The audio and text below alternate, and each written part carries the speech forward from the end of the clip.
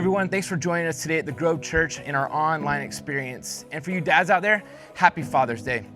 Today we have a couple of ways that we would really love for you to engage with us in our online content. The first is the YouVersion Bible app. To track with our message through our digital program, simply download the YouVersion app, click on the More tab at the bottom right, and then select Events, where you will find the Grove Church Live. Another way we would like to connect with you is through our online connection card. Simply go to the website listed or the web page shown on the screen, fill out the connection card, and submit that. And we will connect with you this week. Today we start a brand new series called The Purpose-Driven Family. And over the next several weeks, we're going to look at the many ways God's Word and Scripture speaks wisdom into our lives in leading our families, whatever family dynamic we have. We're really excited for this series, and we're excited to worship with you today. Let's get ready. Oh, how I need you. Oh, how I need you. Oh, how I need you. Oh, how I need you.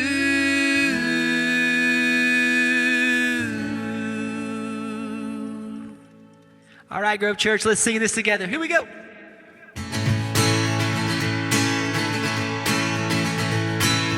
Lord, I find you in the seeking. Lord, I find you in the doubt. And to know you is to love you, and to know so little else I need you. Oh, how I need you. Oh, how I need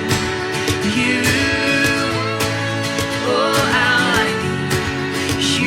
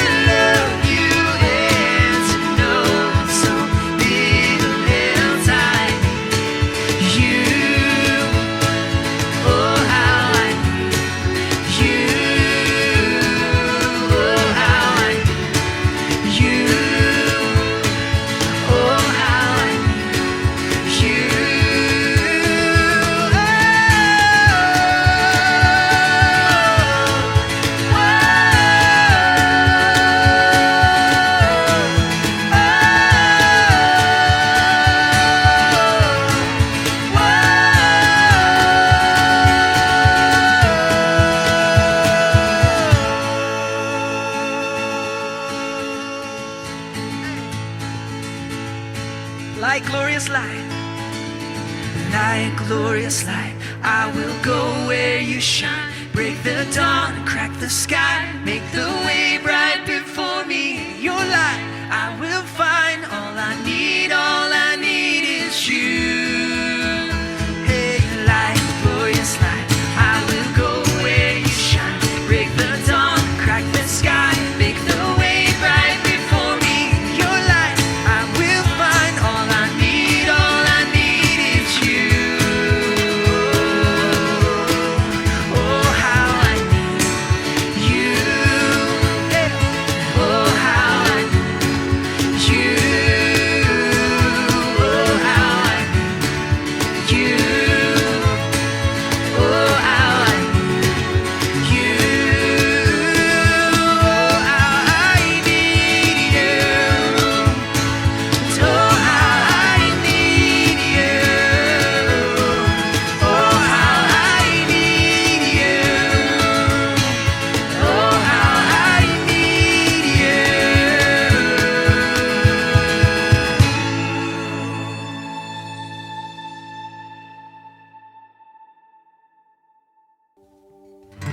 You were the Word at the beginning, one with God the Lord Most High.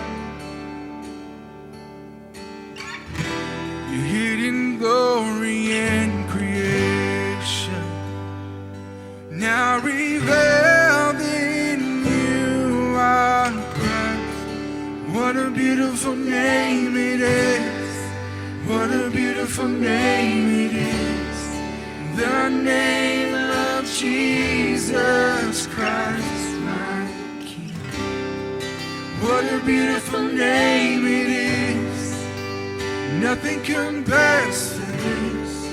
What a beautiful name it is, the name of Jesus.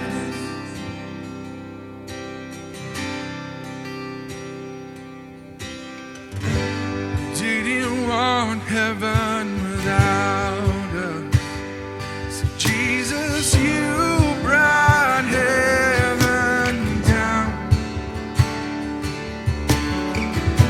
Sin was great, your love was greater. What could separate us now? What a wonderful name it is, what a wonderful name it is, the name of Jesus Christ, my King. What a wonderful name it is, nothing compares to this. What a wonderful name it is, the name of Jesus. What a wonderful name it is, the name of Jesus. You have no rival, you have no equal, now and forever, God, you reign. The heavens are roaring the praise of your glory, for you are raised to life again. You have no rival, you have no equal, now and forever, God, you reign. Yours is the kingdom, yours is the glory, yours is the name above all names. What a powerful name it is, what a powerful name it is, the name of Jesus Christ, my King. What a powerful name it is, nothing can stand against. What a powerful name it is, the name of Jesus. You have no rival, you have no equal, now and forever, God, you reign. Yours is the kingdom, yours is the glory, yours is the name above all names. What a powerful name it is, what a powerful name it is, the name of Jesus Christ, my King. What a powerful name it is, nothing can stand against. What a powerful name it is, the name of Jesus. What a powerful name it is, the name of Jesus. What a powerful name it is, the name of Jesus.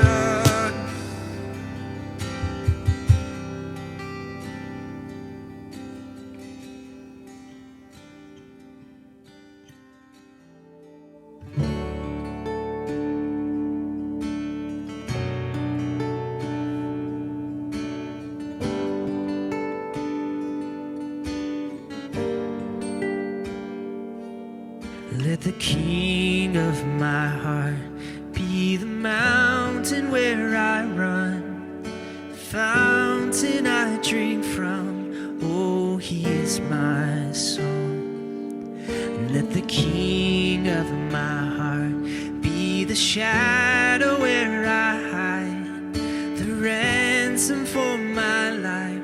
Oh, he is my song. And you are good.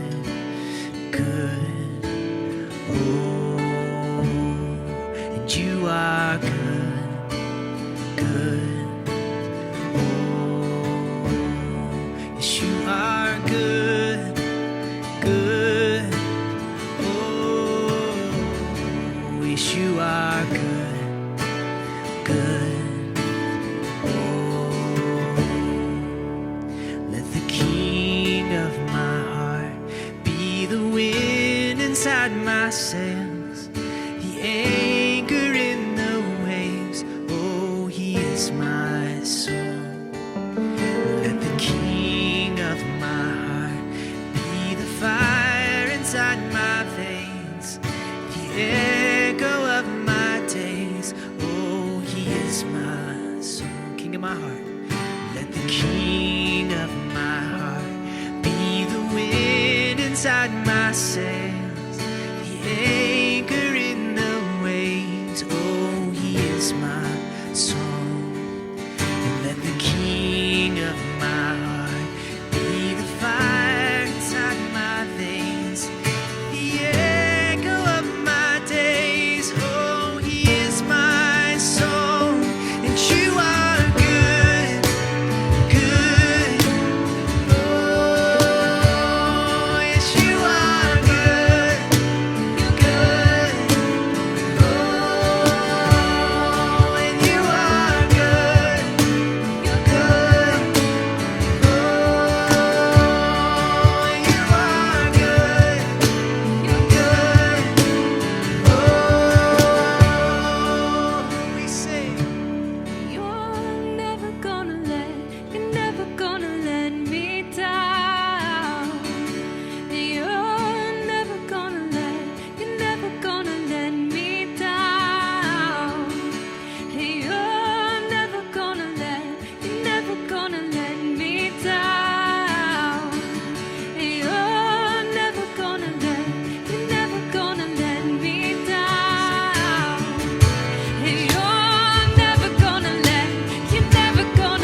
down. You're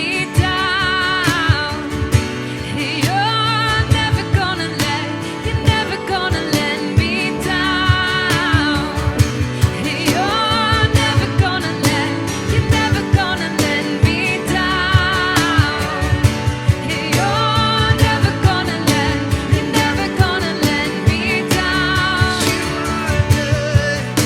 You're good. Oh, you are good. You're good. Oh, yes, you are good. You're good. Oh, you are good. You're good. Oh, we say. You're never gonna let me down. No, you will. You're never gonna let me down.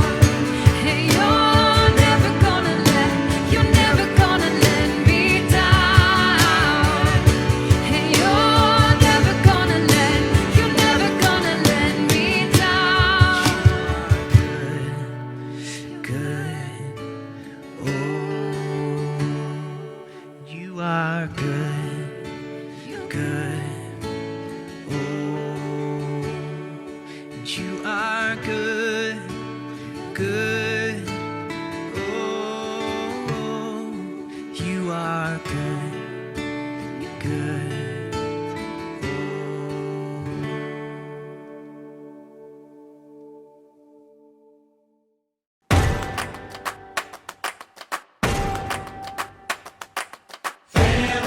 Singing in the kitchen, running through the yard, going on vacation, on a credit card. All in this together, we're taking a chance. Like birds of a feather, kick off our shoes and dance.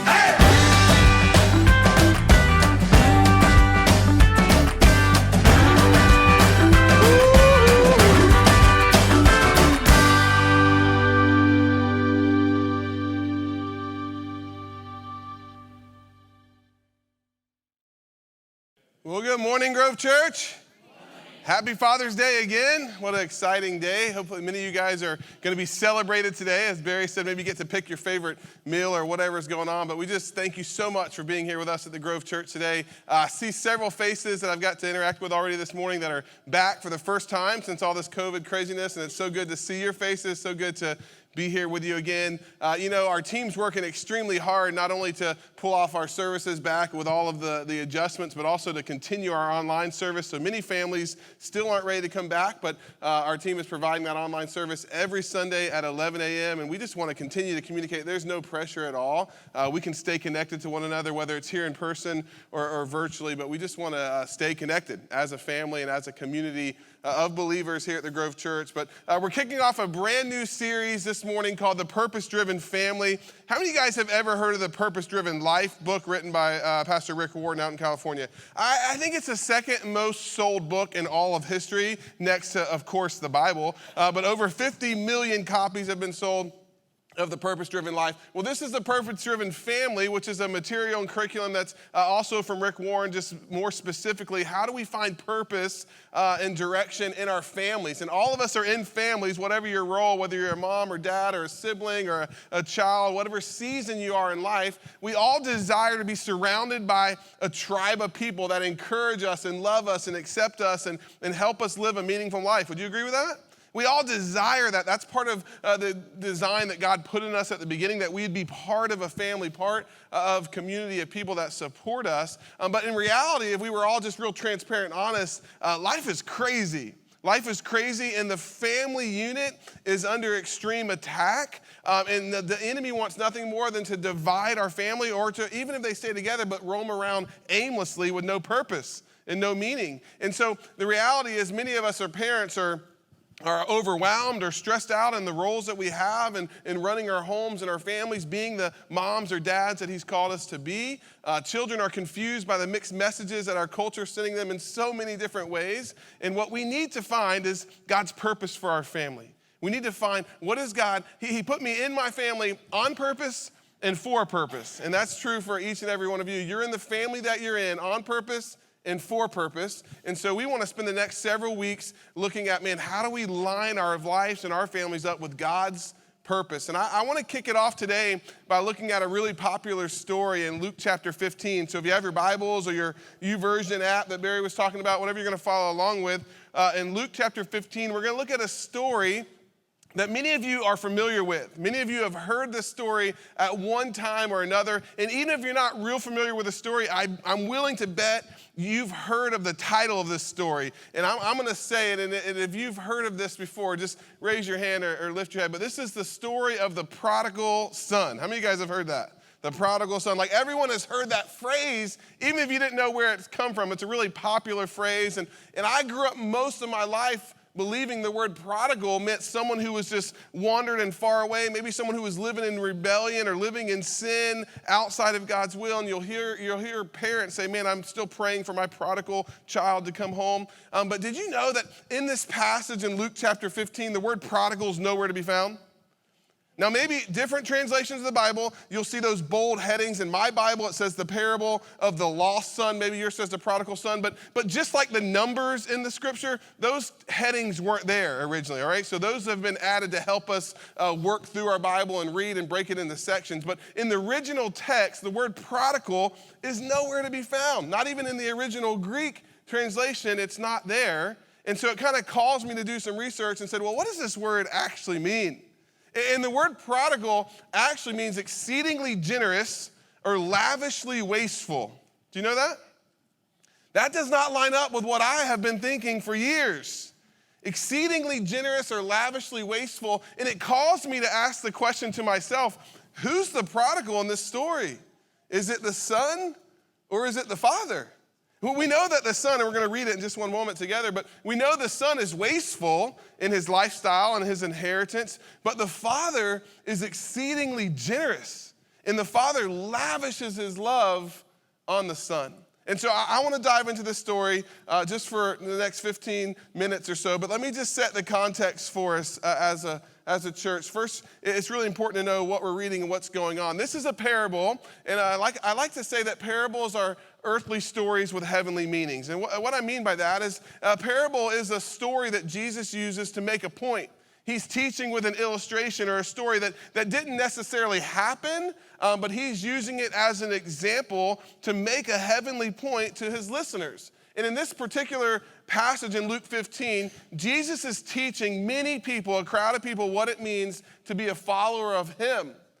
And it says that there was tax collectors and there were sinners. There were all types of people on the fringes of society hanging out, listening to Jesus teach on what it means to be a disciple. And all of a sudden, these religious leaders, these Pharisees and religious leaders, they mumble under their breath to one another. He says, this guy hangs out and eats with sinners.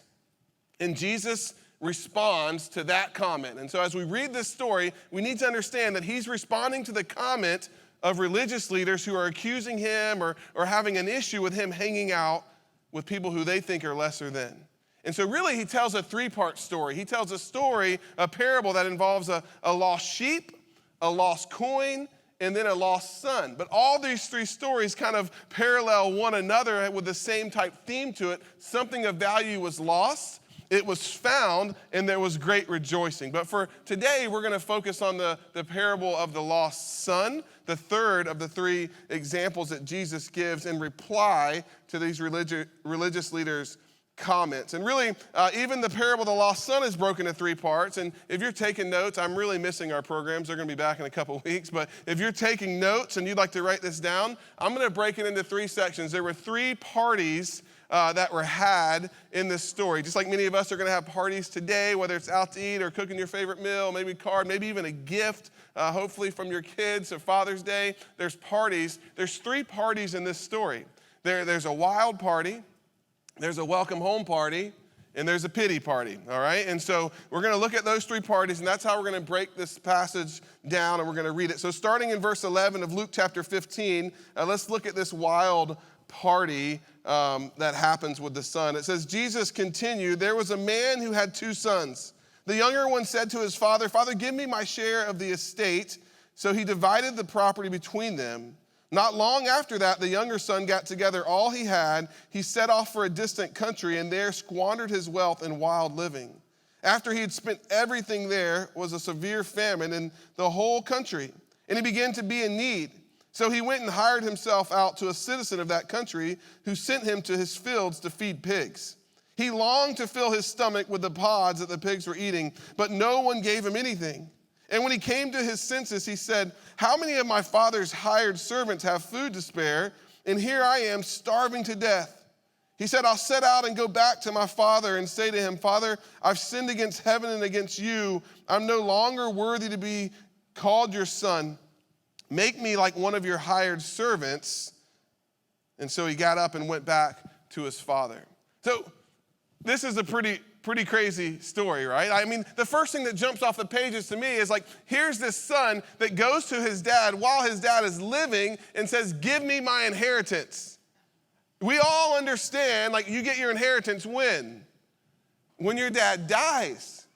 But this son, in all of his selfishness and all of his pride, goes to his father and says, I want my inheritance now. In other words, he's saying, hopefully none of us hear this on this Father's Day, you're better off dead to me. Just give me what belongs to me.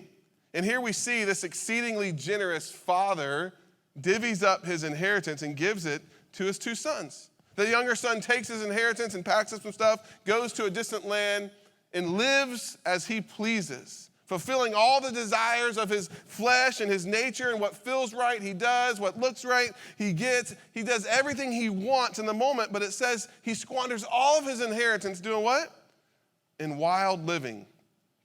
And all of a sudden, he realizes, oh my gosh, everything's gone. And a famine comes across the land, and he ends up hiring himself out to another citizen to feed his pigs. He realizes the pigs have more to eat than he has. And he says, what am I doing? Even my father's servants are living a better life than me. I need to go back. And he begins to rehearse this speech that he's going to spill to his dad so that he can come home. I want you to see something here in this passage, in this wild party. There's a sequence to sin. I don't know if you ever realized this, but there's a sequence to all of our sin. And this passage lays out this sequence very clear. And the first part of this sequence is sin is fun. Sin is enjoyable. Sin feels good. And if anyone tries to tell you otherwise, they're a liar or they didn't do it right. Sin feels good. Sin's enjoyable in the moment. There's a reason why we're tempted to sin. The word tempting means enticed. I've never been enticed to go exercise, right? I'm not enticed to eat broccoli.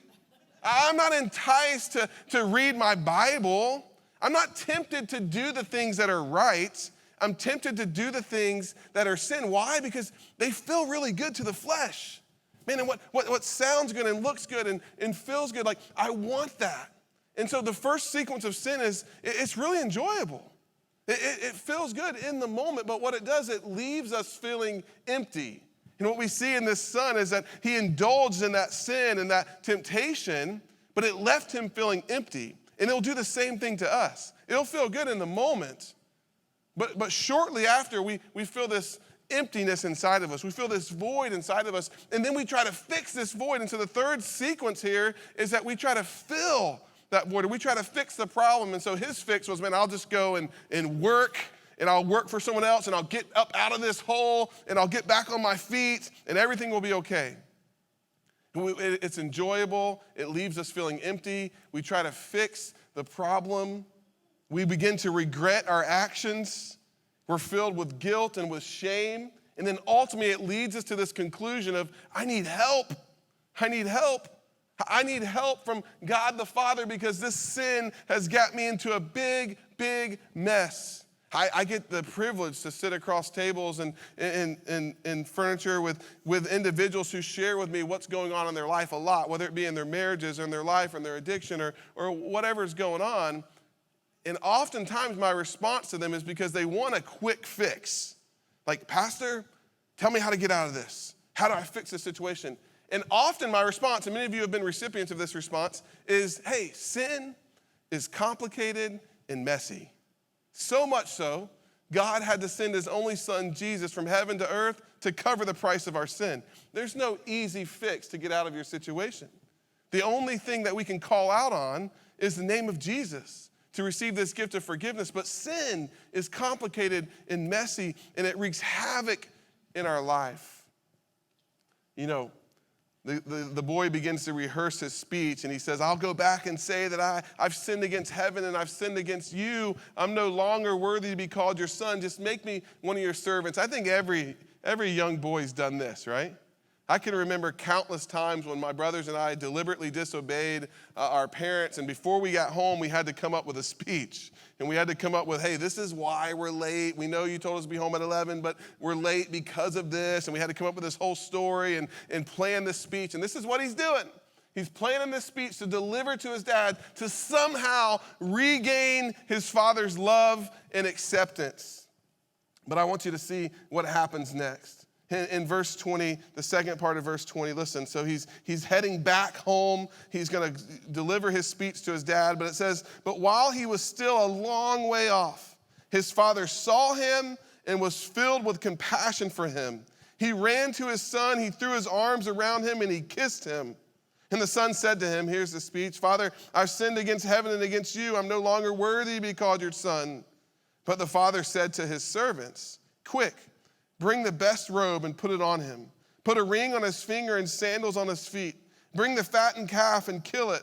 Let's have a feast and celebrate. For this son of mine was dead and is alive again. He was lost and is found. And so they begin to celebrate. This is incredible, okay? And so remember, Jesus is using this as an example, as a story to respond to these Pharisees. He's saying this is how the love of the Father is. He says, when the father saw his son a long ways off, he didn't wait for him and stand there and say, let's see what he has to say for himself. He says he saw the son far off in the distance. And what did he do? He ran to him. He said he was filled with compassion, and he ran towards his son. He said he wrapped his arms around him, and he kissed him. You see, it was after he ran to him. It was after he was filled with compassion. It was after he wrapped his arms around him and after he kissed him that then the son confessed. God, Father, I'm sorry. I've sinned against heaven. I've sinned against you. And something very significant in this sequence right here I want you to see is that the kiss came before the confession. You see, the kiss, the love of the Father came before the confession. Because when your son is lost, when your son is in danger, The love of a father outweighs any need of confession.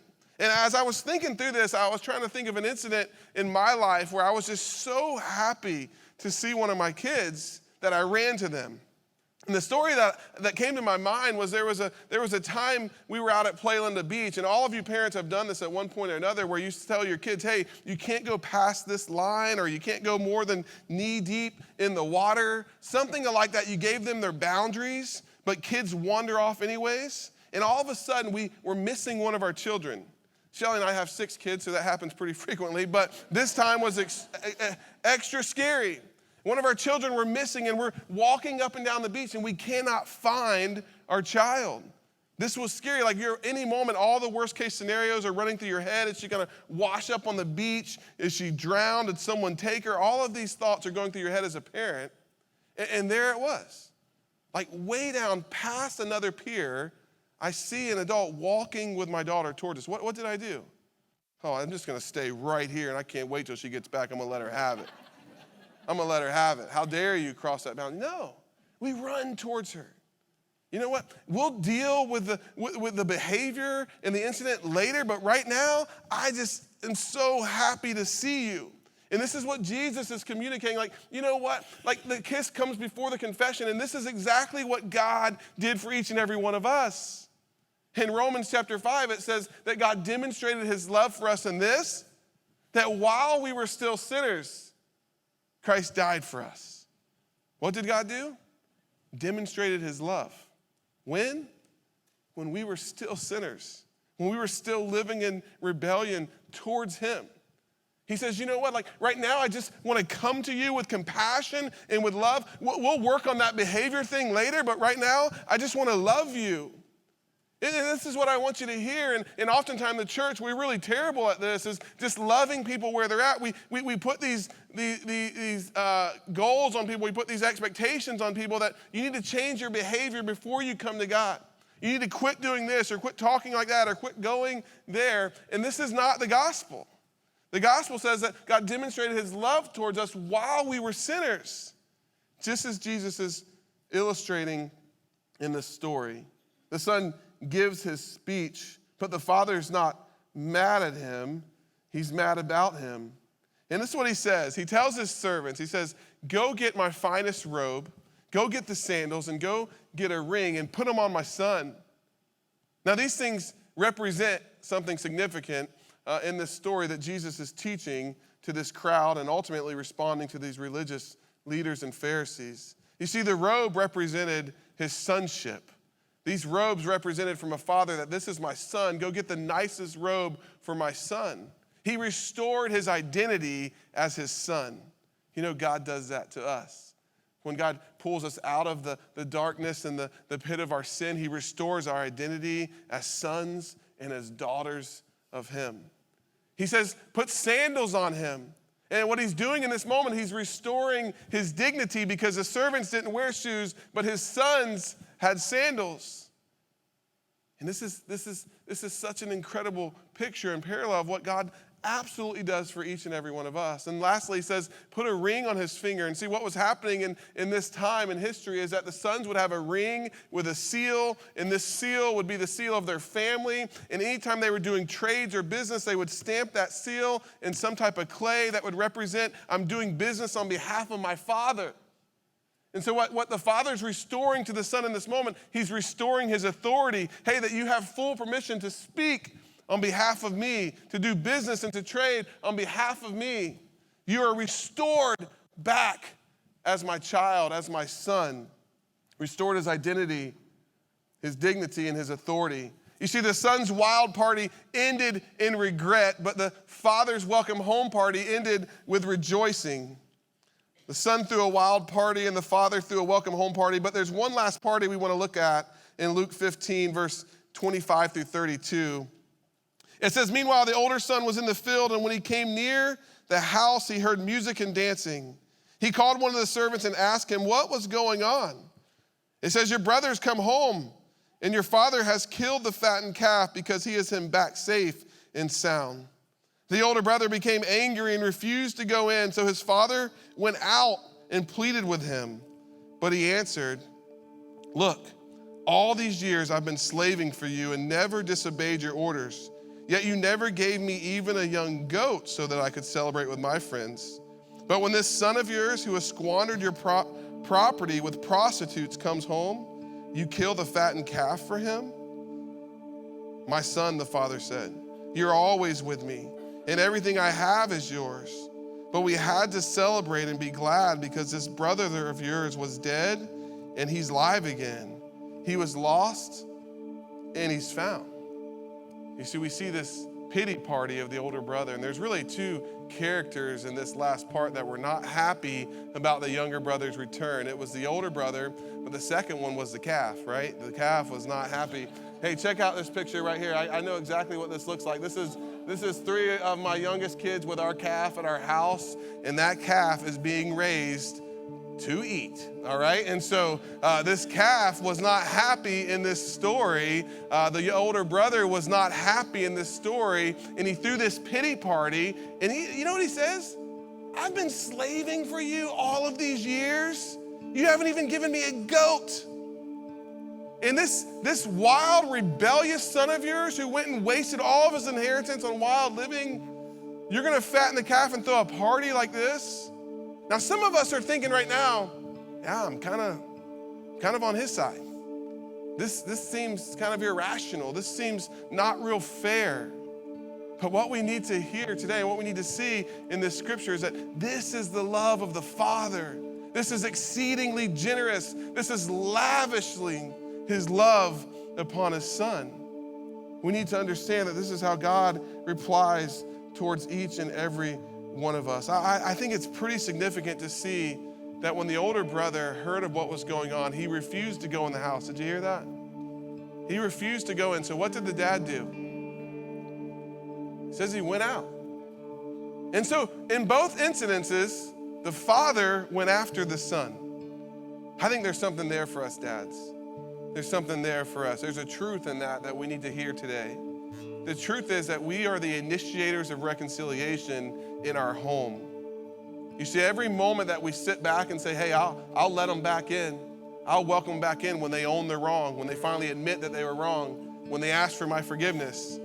I want to tell you right now that that's a spirit of pride. And it's going to continue to disrupt your home. It's going to continue to divide your family. But dads, may we be the initiators of reconciliation. May we go after our spouse. May we go after our children with a desire to restore anything that's broken. The dad went after both of these boys, and neither one of these sons really understood what it meant to be his son. You see, the youngest son, when he came, he said, "I'm no longer deserving to be called your son. Just make me a servant." The older son said, "I've been slaving for you all these years." You see, both of these sons had a performance-based mentality. They were working to earn their dad's approval. They were slaving to earn his love. But I want you to hear this, that's not how the gospel works. That's not how the love of God the Father works. It's not performance-based, it's grace-based. It's given to us freely. It's not achieved, it's received. And he says, "Hey, you are my son, you are my daughter. I love you even in the midst of your sin. I love you even before you're willing to confess. I'm not mad at you, but I'm mad about you. I'm crazy about each and every one of you." This is the love of the Father. This is the love that he has for each and every one of us. I love what it says in 1 John chapter 3, verse 1. It says this. It says, "See what great love the Father has lavished on us, that we could be called children of God, and that is what we are." See what great love the Father has lavished on you and on me, that we could be called children, that we could be called sons and daughters. And just as we wrap up this time, remember that this whole story, this wild party and welcome home party and this pity party and this incredible display of fatherly love is all in a response to these religious leaders who thought they were better than others, who were accusing and judging Jesus for hanging out with the riffraff of society. And Jesus is trying to paint this picture loud and clear. And this is who I came for. You see, they're lost. but now they are found. Jesus says that it's not the healthy that need a doctor, but the sick. I didn't come to save the righteous, but to save sinners. I pray that this is our heart. But what Jesus was doing as he told this three-part story and hoping that his listeners were hearing this was he was really wanting them to identify with one of these characters. And this is what I would ask you today. Who do you identify with more? Do you feel like the younger son who maybe not deserving of God's love because of your past actions or your lifestyle or your decisions, your sin? Or maybe do you relate more to the older brother thinking, man, like I've been trying so hard all these years to live in a way that's pleasing to God.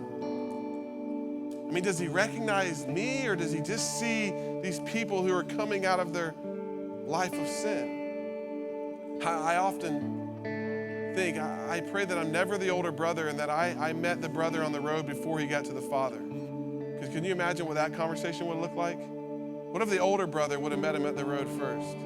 How dare you think that you can come back home after what you've done? How dare you think you have a place at this table? Probably would have turned him away, sent him away before he ever encountered the Father. And the sad truth to that is many of us Christians can do that to others.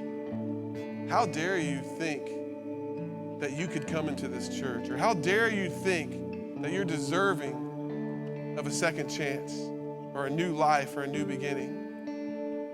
Man, my challenge in my heart is may I never be that guy, but may I you to display the love of the Father. May I continue to display the irrational love, the exceedingly generous love of the Father to everyone we come in contact with. And so as you think through that, and he's challenging them to kind of do a self-inventory. He's challenging these religious folks with this story and maybe challenging some of you today. But I want you to hear this. If you're here and you've ever felt like that son, that prodigal son, that lost or wayward son or daughter, and just hear this truth. God is crazy about you. That God demonstrated his love for you and while you were a sinner, in the midst of your sin. Salvation, forgiveness is available to you right now, today. Hey Grove Church, we hope you enjoyed this week's content.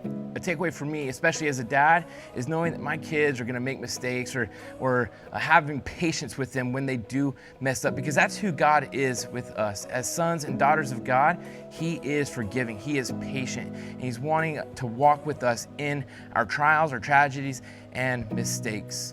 You know, one of the heartbeats of God is generosity, and as the Grove Church, we want to model that as best as we can, and we really believe that through our sacrificial giving, our generosity, God is able to do immeasurably more than we ask or imagine through serving and reaching our community. You can go to this link and give, and we hope you have a great week.